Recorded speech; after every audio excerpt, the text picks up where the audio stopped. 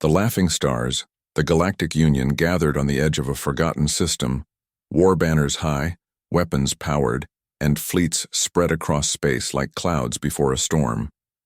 Dozens of alien empires stood together, united against one threat. Earth by Earth had refused to bend. They didn't accept the trade terms. They didn't kneel to the Union. And when warned, Earth simply replied, "We'll send someone." The message was vague. The Council expected a fleet, or maybe a peace envoy. Instead, Earth sent just one ship. A single vessel drifted into Union space days later. It was old-looking, no escort, no diplomats. The name on the side read, "Resolve." The aliens laughed. "Is this a joke?" scoffed one commander from the Yori species, his scaled body twitching with amusement. "They dare send one." Another howled. "Humans truly are insane." From the observation deck of the Council dreadnought, dozens watched as the Earth ship moved without hurry. It didn't transmit. It didn't scan. It just floated. To the Union, it was a challenge, an insult. Some believed it was bait.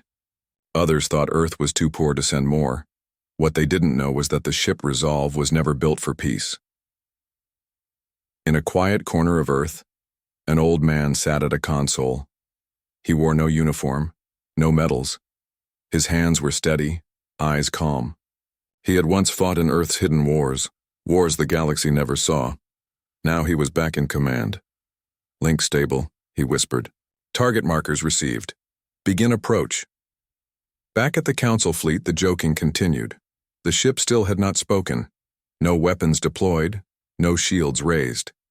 The fleet's lead strategist, a gray-furred Marnak named Rel, leaned forward, narrowing his eyes. "This is not right," he muttered. "It's too quiet." His second-in-command shrugged. "What harm can one ship do?" Rel didn't answer. He just watched. Then it happened. The single ship blinked out of view. Not a warp, not a jump. It simply disappeared from sensors. No trace. Within seconds, the lead dreadnought exploded. A bright flash. No warning. No signal. Just pure destruction. The shockwave shattered nearby escort ships. Panic spread like fire through the ranks. "How? What did they do?" screamed a captain. Another explosion rocked the sky, then another. The Resolve reappeared briefly, its surface shifting like liquid metal, strange runes glowing across its hull. Then it vanished again. The laughter stopped. By the time the Union realized what was happening, 4 more ships were gone. Completely erased. No wreckage, no survivors, just space. It wasn't just one ship. It was Earth's answer, and it had only just begun. Shadows in the void, word count. 770. The battlefield was chaos. The once proud Union fleet spread across 100 kilometers of space was now a broken formation. Dozens of ships tried to retreat or reposition, but nothing worked. Their long-range scanners were useless, their commands delayed. The one ship, Resolve, was everywhere and nowhere. It didn't fire missiles. It didn't use beams. It simply appeared, and death followed. Some believed it used time itself. Others thought it warped gravity. No one could agree. All they knew was this. Once Resolve targeted a ship, it vanished utterly. Admiral Rel, one of the few commanders who still kept control, barked orders into the chaos. "Stop panicking. Cluster into formations. Shield the capital ships." His bridge shook. Panels burst in sparks. "Find that ship, now!" A junior officer stammered. "We can't track it, Admiral. It's not bound to normal space." Rel grabbed the edge of the console, jaw clenched. He had studied Earth's history, their wars, their science. But this wasn't war. It was a message. One ship was undoing an entire armada. Back on Earth, deep beneath Antarctica, engineers and old tacticians watched from a command center. "She's performing better than expected," one whispered. The old man at the main console nodded. "Good, she needs to." "Should we send more ships?" asked a young officer. "No," the old man replied. "We gave the galaxy a choice. This is their lesson." He looked at the feed again. Resolve had just disabled a flagship without touching. It had folded space around the vessel and broke its systems from the inside. He remembered when the ship was built. Quietly, secretly, in orbit, under blackened shields. Not a weapon of war, but of reminder. The Union Council, now watching from orbit around a nearby moon, was in full panic. One of the members, a tall insectoid from the Merixi race, hissed loudly, "This is madness. How can a species develop such power alone?" Another, bulbous-eyed and blue-skinned, muttered, "We pushed them too far. We thought they needed us. But they didn't." The council chair growled, "We underestimated the humans." Again, a silence fell. Someone finally said it. "We may lose everything if we don't stop that ship." Across the stars, planets watched live transmissions. Civilizations who once mocked Earth now stared in fear. News anchors whispered updates. Military strategists gave up trying to explain. And the name Resolve spread across the galaxy like fire. Earth's ghost ship, the Silent Blade, the Avenger of Sol. No matter what they called it, every world now knew. Earth did not send fleets. They only needed one. Back in the field, Resolve paused. Not because it was tired. It had no crew in the traditional sense. It was part AI, part quantum construct, and part something else. Something only Earth understood. Within its core, it waited for its final instruction. The old man back on Earth gave it. End it. Resolve shifted, no longer hiding, its full shape revealed. A black angular design that shimmered against space, surrounded by rotating bands of unknown tech. The runes on its hull glowed like fire. To the Union ships, it looked like a god had come to punish them. They fired everything. Lasers, torpedoes, grav beams, but none reached their mark. Resolve twisted space and time itself, deflecting attacks before they could exist. Then came the final strike. One wave of blue light swept across the field, and every remaining ship simply stopped. Engines offline, shields gone, weapons dead. No explosions, just silence. Rel collapsed to his knees. They hadn't faced a ship. They had faced Earth's final answer to war, and it had answered with silence. The message delivered word count. 770 space was still. Where once a grand armada filled the sky, now floated silent wrecks, dead ships drifting without power, without hope. No debris, no smoke, just disabled vessels hanging in space like forgotten monuments. The ship called Resolve hovered at the center of it all. It no longer cloaked itself. It didn't need to. Every sensor, every eye, every broadcast across the galaxy focused on that one ship. For many, it was the first time they truly saw it. A vessel made of matte black plates that bent light unnaturally. Rings of shifting energy orbited its core, glowing softly with alien patterns no species could decode. Inside the Council's main ship, one of the few not directly engaged in the battle, panic turned into silence. Every ambassador, every general, every species representative sat frozen. No one spoke until the signal came. The Council's bridge lights dimmed. The holo displays blinked out. Then, with a low tone, a simple message appeared, written in every known galactic language. This is the consequence of arrogance. Earth warned you. You did not listen. Let this be the only lesson needed. Then the screen changed. A feed showed the battlefield again, zooming out until the Union fleet looked like toys floating in a dark pool. Another line appeared. We only sent one. And then nothing. The screens went dark. On every Union world, that same message broadcasted. On military outposts, on civilian networks, even on pirate bands and border satellites, people paused their lives to watch the short feed. Reactions were the same: shock, fear, awe. The idea that Earth had grown so far, so strong without the Council's help, shattered a belief held for centuries. And the worst part? Earth never bragged. They had sent no threat. They had made no speech. They simply acted, efficiently, surgically, and without hesitation. Back in the Earth Command Center, the old man leaned back in his chair. He looked older now, tired, but his eyes were sharp. "Is it done?" asked a young technician beside him. The old man nodded. "They received the message. Should we bring Resolve home?" "No, let it stay. Let them see it for a while longer." He stood slowly, walking past silent monitors that showed images of Union fleets disabled and scattered. "We didn't build that ship to fight," he murmured. "We built it so we wouldn't have to." Among the council, arguments broke out. Some demanded retaliation. Others warned against it. Admiral Rel, still alive but shaken, stepped forward in the chamber. He didn't shout. He didn't plead. He just said, "If Earth has more of these, even one more, then our fleets are meaningless." He turned toward the high seat of the council and added, "We have ruled the galaxy through numbers and pride.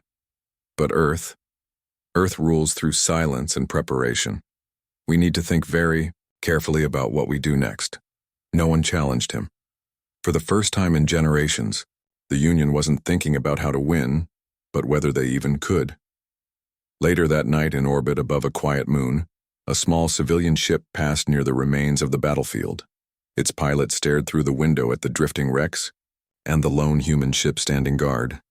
He didn't try to approach, he didn't try to contact it, he simply whispered, "So this is what Earth becomes when pushed too far." Resolve remained still.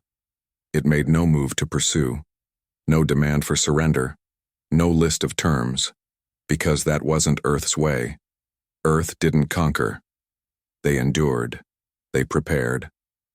And when the time came, they responded. Echoes across the stars. Word count: 770. Across the galaxy, shock waves spread, not from explosions, but from understanding.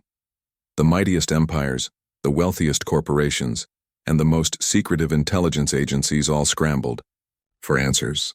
Who built Resolve? How did Earth develop such a ship without anyone noticing? How long had they been preparing? No one had answers. On research stations orbiting distant worlds, scientists replayed the footage again and again, zooming in on its hull, tracking the strange pulses it emitted, trying to decode the energy patterns that didn't follow any known laws. "It's beyond our understanding," muttered one researcher.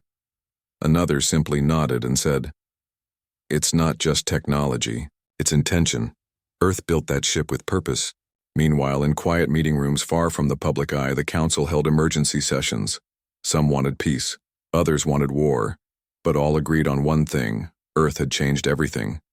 Admiral Rel was called to speak again. He stood before the council, scarred, tired, and respected.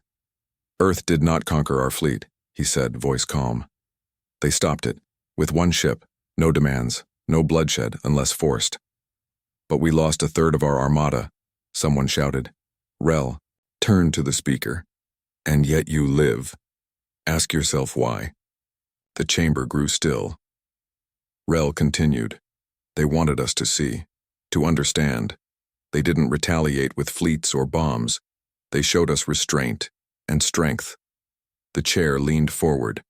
"And what do you recommend, Admiral?" "Leave Earth alone," he replied. "Or speak to them with respect.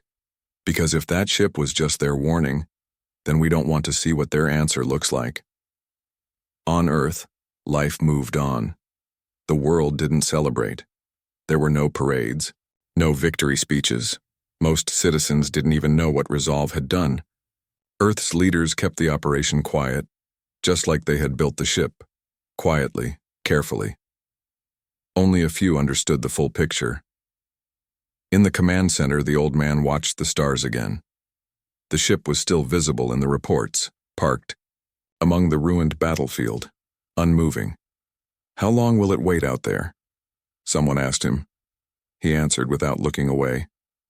"As long as it takes." On a distant world in a neutral system, a young alien boy walked with his father near a river. The boy had watched the galactic feed. He had seen the Earth ship disable a 1,000-strong fleet. He stopped, looking up at the sky. "Papa, will the humans come here?" The father knelt beside him. "Only if we make the same mistake the others did." "What mistake?" The father sighed. "They thought Earth was weak, because it was quiet." The boy was silent for a while, then said, "I think quiet things are the most dangerous." The father smiled sadly. "Now you understand." Whispers of resolve grew into stories. Stories became legends. And soon, the name Earth was spoken with caution and respect, not because of its size, not because of its power, but because it had proved what no other world dared.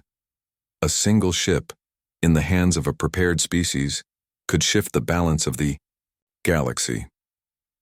In a cold, dark part of space, Resolve waited. Its engines were silent, its lights dimmed. It had no need to act anymore.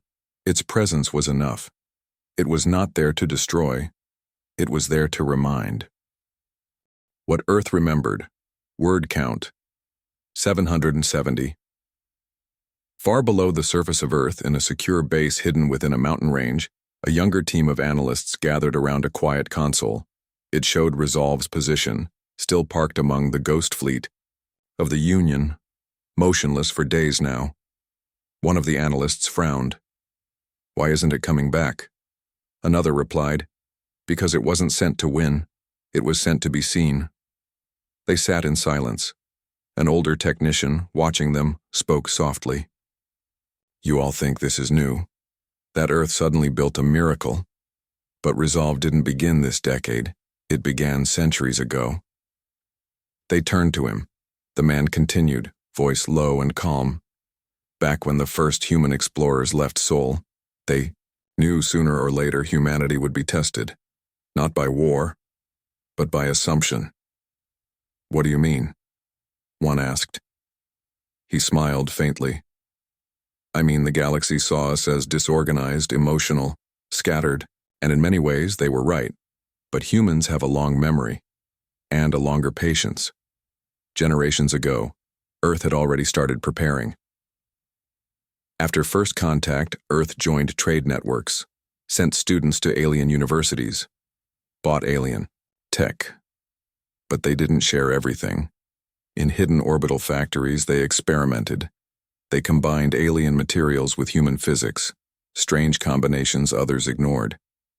They built AI not just to think, but to understand tactics, emotion, and human instinct. Resolve was their final project. Not a weapon of conquest, but a symbol. It didn't need a crew. It didn't need fuel in the normal sense. It only needed one thing: a reason to wake. And now it had been seen. In a broadcast far from Earth, a scholar addressed a group of young diplomats on a neutral world. He played footage of the battle, the Earthship blinking in and out of sight, its destruction clean, precise, and silent. "This," he said, "is not just about Earth. This is about the dangers of assuming silence means weakness, that peace means fear, that one ship is less than many." He looked around the room. History remembers force, but it respects restraint. On a mining station near the border, a group of pirate warlords debated their next move: Earth trade. Convoys often passed close, but they had never touched them before. One captain, younger and eager, slammed his fist on the table. "We outnumber them 10-1. Their freighters don't have escorts." The others were quiet. One finally spoke. 10-1 doesn't matter if one of them is that ship." The room fell into silence. No one dared challenge it. They knew. Earth was not to be touched, not anymore. In the council, talks began. Not about war, not about retaliation, but about reform. For centuries, the Union had dismissed Earth, placing it low in the ranks of member species. But now, planets demanded change. "If Earth can do that," one delegate said, "then maybe we've judged other young species too quickly as well." The human delegate had not spoken a word since the incident. Now she stood calmly. When asked what Earth wanted in return for sparing the fleet, she gave only one answer: "We want nothing. Just remember what happened." The chair of the council hesitated. "Then Earth forgives us?" She smiled faintly. We didn't do this out of anger. We did it to stop you from doing worse, to others, or to yourselves. Back near the battlefield, unmanned drones floated around Resolve. None came close, none dared scan it. They simply orbited at a respectful distance, sending real-time data back to every major power. The ship had become a warning, a reminder carved in silence. And Earth, by doing nothing more, had said everything. Yuan. Fear of what comes next. Word count. 770. In the weeks that followed the incident, fear didn't fade. It deepened. The galaxy had seen destruction before. Wars had scarred planets, fleets had clashed for centuries. But never like this. Never from one ship. Never from one silent move. And so, fear turned into something worse.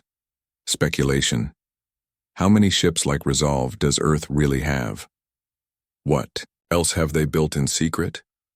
If this was just a warning, what would their full response look like? These questions echoed in council chambers, in news cycles, in quiet talks between generals and spies, but Earth answered none of them. Not one. A popular theory spread on the networks of neutral worlds. It said Resolve wasn't Earth's most powerful ship. It was their oldest, kept hidden until the galaxy made the mistake of demanding force. Another theory said Earth had other programs, dark ones hidden deeper than anyone could see. Ships made to bend time, fleets built to fight outside physical space. The lack of any official word only fueled these thoughts, but that was exactly what Earth intended. In the shadows of galactic black markets, smuggler captains began rejecting any jobs targeting human vessels. Not worth the risk, said one grizzled pilot. Even their cargo ships could be traps now. On backwater planets, barroom tales grew wilder. One trader saw a human shuttle teleport through a station wall.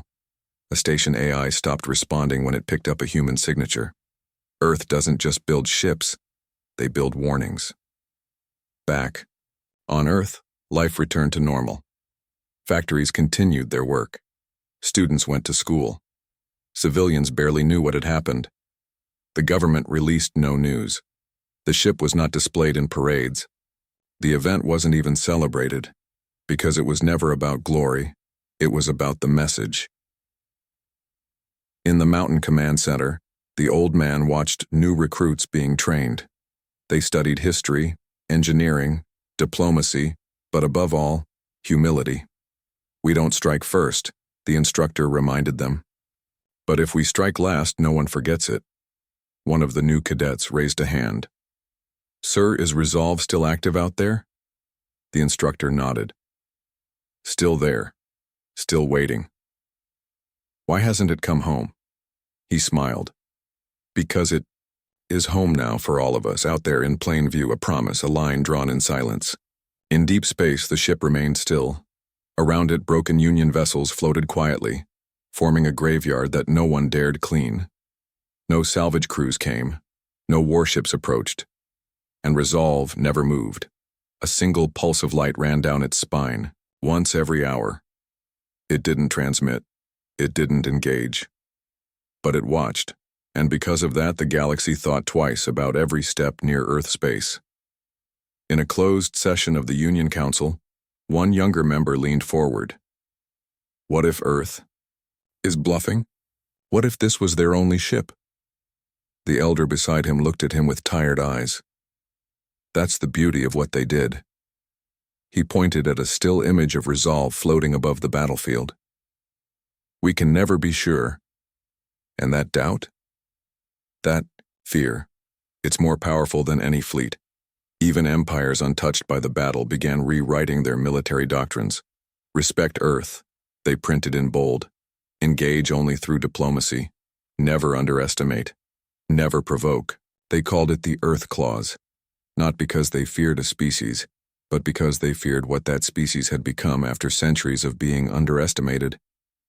In a quiet corner of the stars, far from any major world, a new listening post picked up a strange signal. Just one pulse. A soft repeating tone. Inside it, buried under layers of encryption, was a message from Resolve. 3 simple words. still standing by. Humanity's quiet dominion word. Count. 770 years passed. The ruins of the Union fleet were never cleared. The battlefield became known as the Silent Grave, marked on star charts with cautionary labels and navigation warnings. Ships that strayed too close often turned back on instinct alone, and at its center resolve remained. It never aged. Its hull didn't rust. Its lights never dimmed. It hovered like a ghost, watching, waiting. The galaxy called it many names now. The one that waits. The sword in the dark. Earth's sentinel. But on Earth, it was still just resolve. Galactic culture changed. Trade routes began detouring around Earth's borders, not out of fear of attack but out of respect. Diplomats approached human affairs with new caution. When Earth's envoys spoke, others listened, not because of threats, not because of displays of power, but because Earth had already shown what it was capable of with just one ship. And that message echoed louder than any war ever could. In universities across the stars, students studied the Resolve incident. They didn't study its weapons, because no one could understand them. They didn't study its energy systems, because no data survived. Instead, they studied Earth's strategy, patience, silence, precision, restraint. Humanity had done what no empire dared. They waited, prepared quietly, and acted only when pushed, and that made them the most dangerous species of all. In the council, Earth was offered a seat at the high table. They declined. Instead, they sent a simple message. We will work with those who respect peace. We will not sit beside those who mistake silence for weakness. And with that, Earth became more than a member. It became a mirror, reflecting the best and worst of the galaxy back at itself. On a rocky moon, a monument was built, not by Earth, but by the Union. A black stone, tall and sharp, with a single line carved into it in hundreds of alien languages. They sent only one. Pilgrims came to see it. Veterans brought their children. Teachers used it as a final lesson in every history course. Even pirates left it untouched. One day, far in the future, a small alien child stood beneath that monument holding his elder's hand. He pointed up at the sky. Do you think it's still up there? The elder followed his gaze. I don't know, he whispered. But if it is, it's watching, just in case. The child was quiet for a moment, then said, I'm glad they only sent one. The elder smiled. So is the rest of the galaxy. Back in Earth's hidden mountain command, a new generation of officers trained in silence. The old man who had once commanded Resolve was long gone, but his words remained etched on the wall of the academy. If we ever raise a sword, it is to stop others from being forced to raise theirs, and beneath it, let our silence be enough. Somewhere in the cold quiet of space, sensors flickered for a moment. A ripple, barely a pulse. Then a familiar ship shimmered briefly into view, black as the void, marked with glowing rings of slow-turning power. It didn't fire. It didn't speak. It simply waited, and because it waited, the galaxy remained at peace.